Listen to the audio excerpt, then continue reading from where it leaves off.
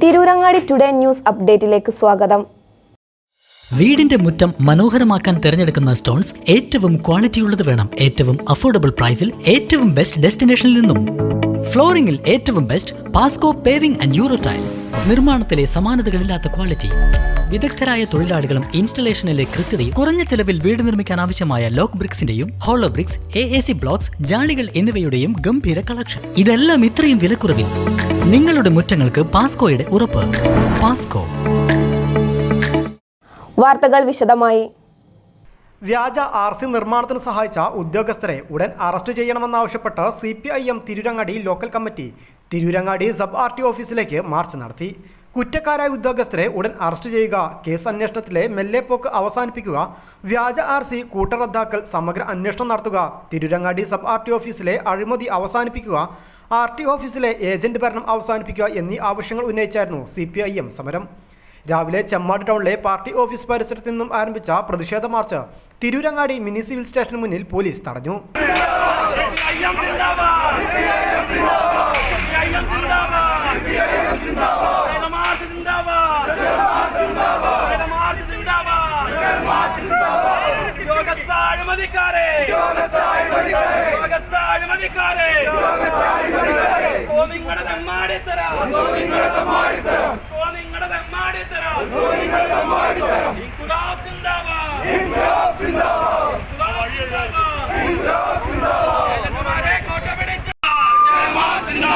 Tirurangadi RT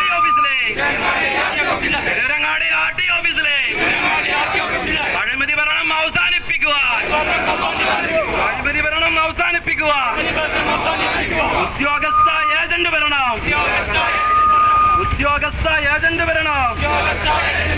അവസാനിപ്പിച്ച് നടപടി വേണം. പ്രതിഷേധ സമരം CPIM Tirurangadi area secretary Thayyil Alavi ഉദ്ഘാടനം ചെയ്തു. വ്യാജ RC വിഷയത്തിൽ കുറ്റക്കാർക്കെതിരെ കർശന നടപടി സ്വീകരിക്കണമെന്ന് അദ്ദേഹം പറഞ്ഞു. 2 മാസമായിട്ടും പ്രധാന പ്രതികളായ ഉദ്യോഗസ്ഥരെ പിടികൂടാൻ സാധിച്ചിട്ടില്ല. അന്വേഷണം ത്വരിതപ്പെടുത്തി ഉദ്യോഗസ്ഥരായ പ്രതികളെ പിടികൂടാത്ത പക്ഷം ശക്തമായ പ്രക്ഷോഭത്തിന് നേതൃത്വം നൽകുമെന്നും അദ്ദേഹം പറഞ്ഞു. നമുക്കറിയാം, ഒരു കാരണം വെച്ചുകൊണ്ട് നമ്മൾ ഇന്ത്യ രാജ്യത്തിൽ ഏറ്റവും പ്രധാനമായി ആകെ പുറത്തു വന്ന കണക്ക് പ്രകാരം അഴിമതി ഏറ്റവും കുറഞ്ഞ സംസ്ഥാനമാണ് കേരളം.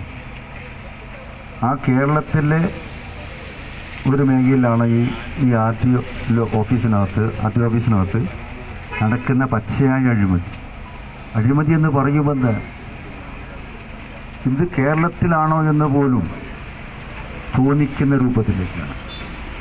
വ്യാജ RC നിർമ്മാണവുമായി ബന്ധപ്പെട്ടുകൊണ്ട് RT ഓഫീസ് തന്നെ പ്രവർത്തിക്കുന്നു, അല്ലെങ്കിൽ അതിനു വേണ്ടി ലഭിക്കാഞ്ഞിട്ടാണോ അഴിമതി നടന്നത്? അല്ലല്ലോ, മറിച്ച് എന്താ വെച്ചാൽ പണത്തോടുള്ള ആർത്തി, ആഡംബരമായ ജീവിതമായ ചിന്ത, ഇതിൻ്റെ ഭാഗം പെട്ടുകൊണ്ടാണ് എല്ലാ അഴിമതിക്കും വേണ്ടി കൂപ്പുകുത്തി മുന്നോട്ട് പോകുന്നത്. കേരളത്തിലെ ഗവൺമെൻറ്റിനെ പറ്റി സൂചിപ്പിച്ചത് അഴിമതിരഹിതമായ ഒരു സമൂഹത്തെ, ഒരു ഭരണ സംവിധാനത്തെ, ഒരു കേരളത്തെ സൃഷ്ടിക്കുക എന്നുള്ളതാണ്. അഴിമതിരഹിതമായ ഒരു രാജ്യം, ഒരു കേരളം ഉണ്ടെങ്കിൽ മാത്രമേ രാജ്യത്ത് പുരോഗതി ഉണ്ടാക്കാൻ കഴിയുള്ളൂ. EP മനോജ് ചടങ്ങിന് അധ്യക്ഷത വഹിച്ചു. ജനങ്ങളുടെ നികുതി പണമാണ് നിങ്ങൾക്ക് ശമ്പളമായി കിട്ടുന്നത് എന്നുള്ള നല്ല ബോധം നിങ്ങൾക്കുണ്ടാവണം. ജനങ്ങളെ സേവിക്കുന്ന പദവിയാണ് നിങ്ങൾക്കുള്ളത് എന്നും അതിൽ കവിഞ്ഞ ഒന്നും നിങ്ങൾക്കില്ല എന്നും തിരിച്ചറിയേണ്ടത് അത്യാവശ്യമാണ്.